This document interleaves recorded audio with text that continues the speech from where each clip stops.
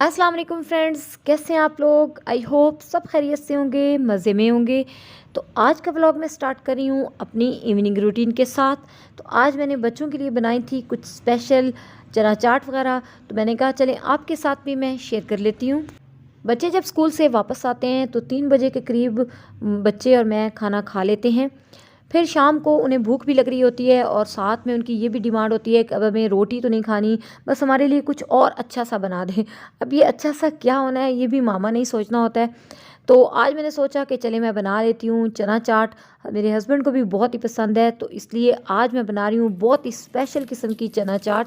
और इसके साथ मैंने सोचा कि मैं शकरकंदी भी बॉईल कर लेती हूँ। तो ये आलू मैं वॉश कर ली थी, पहले मैंने थोड़े निकाले, फिर मैंने सोचा चले मैं आलूओं का मसाला बना लूँगी पराठों के लिए, तो सुबह बच्चों को पराठे बना दूँगी। तो इसलिए मैं अभी आलू और ये शकरकंदी वॉश कर रही हूँ। आजकल ये ताज़ा आलू आ चुके हैं और ऊपर काफ़ी मिट्टी होती है लेकिन अंदर से बहुत फ्रेश होते हैं। आप देख सकते हैं बड़ा अच्छा कलर है इनका। और शकरकंदी पे भी आपको पता है बहुत ही मिट्टी लगी होती है। तो उसको बॉईल करने से पहले या आपने स्टीम जिस तरह से भी बनाना हो, पहले हमें अच्छा सा उसे वॉश करना पड़ता है। तो ये अब देखिए मैंने इनको वॉश कर लिया है। और हम सबसे पहले मैं रख देती हूँ शकरकंदी को ताकि ये बॉयल हो जाए। तो मैं इसको स्टीम के साथ बना रही हूँ, पानी में डायरेक्ट बॉयल नहीं कर रही हूँ। तो ये मैंने कुकर निकाल लिया है, इसमें मैंने ले लिया है पानी। पानी बस थोड़े से अमाउंट में, यानी ऑलमोस्ट 2 कप ही हम डालेंगे कुकर में। और ये ऊपर मैंने स्टेनर रख दिया है। अगर आपके पास इस तरह का ना हो स्टेनर, तो आप कोई भी स्टैंड कुकर के अंदर रख कर उसके ऊपर ये शकरकंदी रख कर उसको बॉयल कर सकते हैं। साइड्स में इसकी छुरी से काटती जा रही हूँ। आपको पता है कि यहाँ साइडों पे काफ़ी मिट्टी लगी होती है जो कि वॉश होने से भी साफ़ नहीं होती। तो इसलिए इसको स्टीम देने से पहले मैं इसकी साइड्स जो है उनको कट करती जा रही हूँ। हमारे घर में मैं और मेरा बड़ा बेटा जो है उसको ये बहुत पसंद है, तो इसलिए हम विंटर्स में इसको अक्सर बनाते रहते हैं। तो मैं मोस्टली स्टीम के ज़रिए बनाती हूँ या फिर मैं इसको ओवन में बेक कर लेती हूँ। पानी के अंदर डायरेक्ट बॉयल मैंने इसको कभी नहीं किया। तो बस जी ये शकरकंदी होगी अरेंज और अब मैंने इन्हें रख दिया है बर्नर पर। और अब मैं इस कुकर का ढक्कन लगाने लगी हूँ। विसल होने के बाद 5 मिनट मैं इसको बॉईल करूँगी। 5 मिनट में बहुत ही अच्छे से इसको स्टीम आ जाती है और शकरकंदी अंदर तक गल जाती है। इससे ज़्यादा अगर हम टाइम दें तो फिर वो बहुत ही ज़्यादा सॉफ्ट हो जाती है। साथ में मैंने दूसरे बर्नर पर ये आलूओं को भी बॉईल होने के लिए रख दिया है। चना चाट के लिए भी आलू चाहिए थे और पराठों के लिए भी जो मसाला बनाना है उसके लिए आलू। तो बस इनको बॉईल होने देते हैं। और मीनवाइल मैंने सोचा कि मैं बाकी की प्रिपरेशन कर लेती हूँ, लेकिन फिर मेरे ज़हन में आया कि चले मैं चना चाट के साथ फ्रूट चाट भी बना लेती हूँ और रमज़ान की याद को ताज़ा करते हैं। तो फिर ये मैंने जल्दी से सारे फ्रूट्स भी काट लिए, बस जो भी सीजनल फ्रूट हों वो ले लें। तो मेरे पास भी जो अवेलेबल थे मैंने ले लिए हैं। और अब इनके अंदर मैं चाट मसाला डालने लगी हूँ। चाट मसाला मैं मोस्टली शान का यूज़ करती हूँ।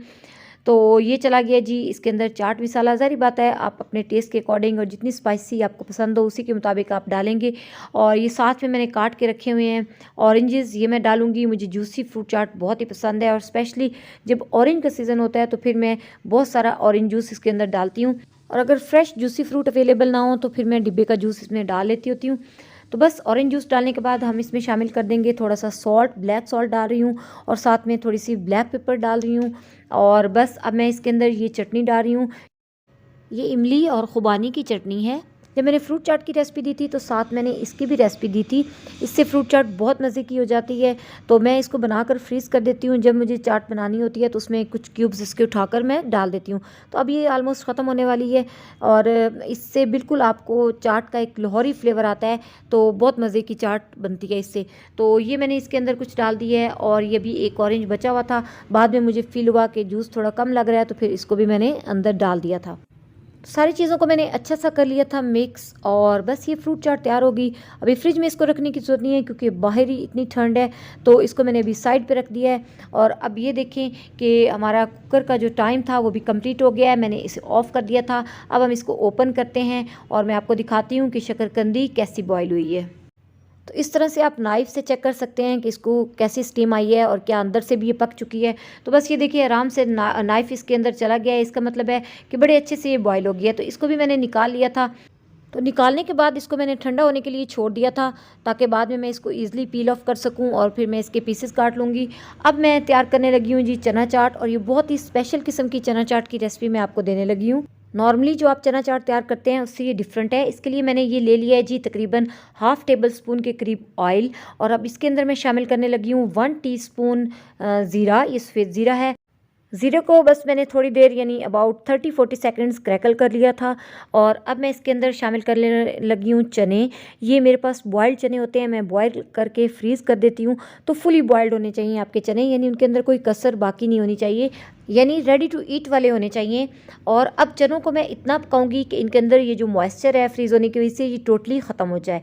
तो बस जब इनके अंदर ये मॉइस्चर ख़त्म हो जाएगा 1 से 2 मिनट में, तो फिर हम इसके अंदर बाकी चीज़ें शामिल करेंगे। पहले अच्छा सा इसका मॉइस्चर आपने ख़त्म करना है।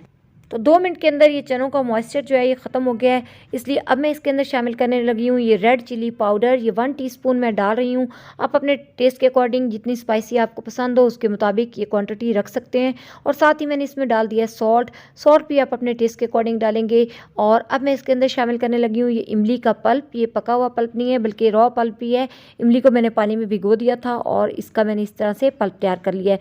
ये पल्प थोड़ा थिक ही होना चाहिए। 2 टेबलस्पून यानी 2 बड़े वाले चम्मच भरकर मैंने इसके अंदर इमली का ये पल्प डाला था।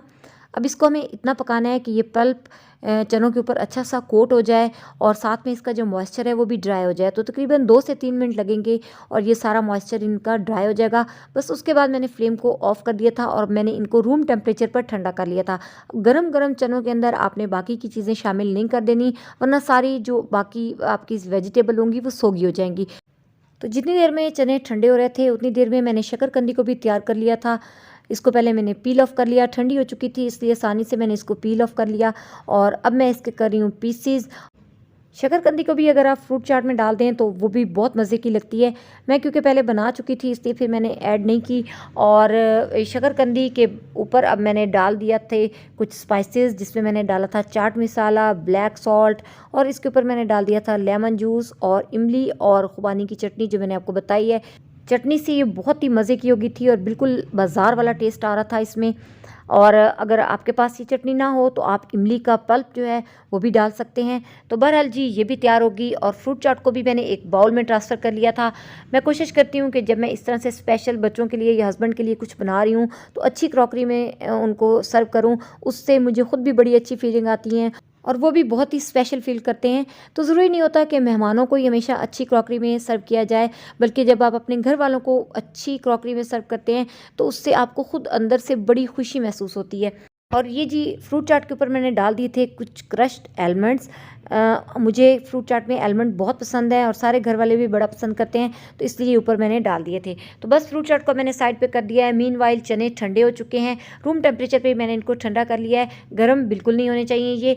और अब मैं इसके अंदर जो बाकी की सारी वेजिटेबल्स वगैरह हैं वो शामिल करने लगी हूँ। तो ये 2 मीडियम साइज़ के मैंने आलू लिए थे, 2 ही टमाटर लिए थे और ये कुछ कैबेज ली थी, तो इनको मैंने क्यूब्स की फॉर्म में काटा हुआ है, ये मैंने शामिल कर दिए हैं। और इसी तरह 2 ही मैंने लिए थे मीडियम साइज़ के प्याज और इनको भी मैंने छोटा आमलेट साइज़ में कट कर लिया था, ये भी शामिल कर देते हैं। साथ में ये हैं जी कुछ कोरिएंडर यानी सब्ज़ धनिया और पुदीना, इनके लीव्स इनको भी चॉप कर लिया था, ये भी शामिल कर देते हैं। साथ में मैंने इसमें 2 ग्रीन चिलीज़ को भी चॉप करके डाल दिया था। और बस अब हम इनको मिक्स कर लेते हैं। और ऊपर मैंने डाल दिया इस पे चाट मसाला। चाट मसाला आप अपने टेस्ट के अकॉर्डिंग डालेंगे, जितना स्पाइसी आपको पसंद हो उसके मुताबिक डाल लें। और इसको डालने के बाद मैंने ऊपर से डाल दिया था लेमन जूस, 1 लेमन का मैंने जूस डाला और अब ये डन है। बस एक दफ़ा सारी चीज़ों को मैंने मिक्स किया और फिर मैंने इसको बाउल में ट्रांसफ़र कर लिया था। ऊपर से मैंने इसको गार्निश कर दिया था सब्ज़ धनिया, पुदीना और ग्रीन चिलीज़ के साथ। और इसके ऊपर मैंने डाल दी थी फिर टैमरिंड पल्प यानी इमली का जो पल्प था वो। और यकीन मानिए कि बहुत ही मज़े की ये बनी थी। ऊपर से अगर आप चाहें तो योगर्ट भी डाल सकते हैं। तो बस जी फिर इन तीनों को मैंने कर दिया था सर्व। मीनवाइल हस्बैंड भी आ गए थे और चना चाट को देख के वो खुश हो गए क्योंकि उन्हें ये बहुत पसंद है और बच्चे भी काफ़ी खुश हो गए थे। तो बस जब सारे खुश तो मैं भी खुश। बस इससे फ़ारिग होने के बाद मैं आ गई थी बेडरूम में और मुझे ये बेडशीट को चेंज करना था, साथ में मुझे क्विल्ट के कवर को भी चेंज करना था। तो इसको चेंज करने में मुझे हो रही थी मुश्किल, तो फिर मैंने अपने हस्बैंड को बुलाया, उन्होंने हेल्प की, तो फिर बड़ी आसानी से मैंने इसको चढ़ा लिया। तो हस्बैंड माशाल्लाह से बहुत ही मेरे कोऑपरेटिव हैं। तो अगर आपके हस्बैंड अच्छे हों तो फिर ये दुनिया आपको जन्नत लगती है। इसके बाद फिर मैंने बेडशीट को भी चेंज कर लिया और इस तरह से ये काम भी हुआ ख़त्म। और ये जी टेलर दे के आज शाम को गया था मेरा सूट। एक नए टेलर से मैंने सूट सिलवाया था, पहले मैं किसी और से सिलवाती थी, वो बीमार हो चुके हैं, तो अब मुझे ये नया टेलर ट्राई करना पड़ा। तो मैंने एक सूट दिया था जाकर, मैंने कहा अगर अच्छा सिलेगा तो फिर मैं और दे दूँगी। तो बस ये उसने गुजारे लायक सी दिया है। तो मुझे मजबूरी हो तो फिर क्या कर सकते हैं। और अब इसके ऊपर ये यहाँ गले पे मुझे लगाने हैं बीड्स, क्योंकि बहुत ही सिंपल लग रहा है और उसने कोई बटन वगैरह भी इसके ऊपर नहीं लगाए। तो अब मुझे अपनी वार्डरोब को सेट करना है। काफ़ी दिनों से मैं सोच रही थी कि मैं अपनी कबर्ड को सेट कर लेती हूँ, लेकिन टाइम ही नहीं मिल पा रहा था। तो अब हमें जाना है गाँव छुट्टियों में, तो मैंने सोचा कि जो एक्स्ट्रा सूट हैं वो मैं निकाल देती हूँ और गाँव जाते हुए ले जाऊँगी। तो इसलिए मैंने कहा चलें ये भी सेट हो जाएगा और इस तरह से कपड़े भी निकल जाएंगे। तो अब मैं कर रही हूँ ये सेट। विंटर के स्टार्ट में मैंने इसको सेट किया था, लेकिन आपको पता है जब हम चीज़ें निकालते हैं और फिर जल्दी में वापस रखते हैं तो सब आगे पीछे हो जाता है। तो इसलिए आज मैं इसको प्रॉपर सेट कर रही हूँ। शॉल्स वगैरह और अपने स्टॉलर वगैरह अलग कर दूँगी और अपने जो सूट हैं बाकी के उनको भी अलग करूँगी। तो बस ये देखिए जी, ये भी मैंने कर ली थी सेट। इस तरह से अल्हम्दुलिल्लाह सर पे से ये टेंशन भी ख़त्म हुई कि वार्डरोब को सेट करना है। तो ये हो गई थी अच्छे से सेट, और जो एक्स्ट्रा कपड़े थे वो भी मैंने निकाल लिए थे। और अब लास्ट काम बाकी बचा था, और वो था जी आलूओं का मिसाला तैयार करना सुबह के पराठों के लिए। इसलिए जी अब मैं आ गई हूँ दोबारा किचन में, और आलूओं के मिसाले के लिए आलूओं को पील ऑफ कर लिया है। साथ में मैंने 2-3 शाखें काट कर सब्ज़ प्याज की डाल दी हैं, वाइट वाला पोर्शन भी साथ ही डाल दिया है, सब्ज़ धनिया, सब्ज़ मिर्चें और पुदीना डाल दिया है। और बस अब स्पाइसेस डाल के इनको मैं कर लूँगी तैयार। इसकी रेसिपी कंप्लीट मेरे चैनल पे मौजूद है, आप वहाँ से देख सकते हैं। साथ में मैंने लेमन जूस भी ऐड किया था, उससे बहुत ही मज़े के पराठों का टेस्ट हो जाता है। तो ये तैयार करके मैंने रख दिए थे जी फ्रिज में, और सुबह मैंने इससे ये तैयार किए थे पराठे। तो इस तरह सुबह सुबह ब्रेकफास्ट में मैंने बच्चों को ये आलू वाले पराठे दे दिए। तो ये था जी मेरा व्लॉग। उम्मीद है कि आपको ये पसंद आएगा। अगर आपको ये वीडियो अच्छी लगे तो लाइक करें, मेरे चैनल को सब्सक्राइब करें और बेल आइकन को पुश कर दें ताकि मेरी मज़ीद वीडियोज़ आपको मिलती रहें।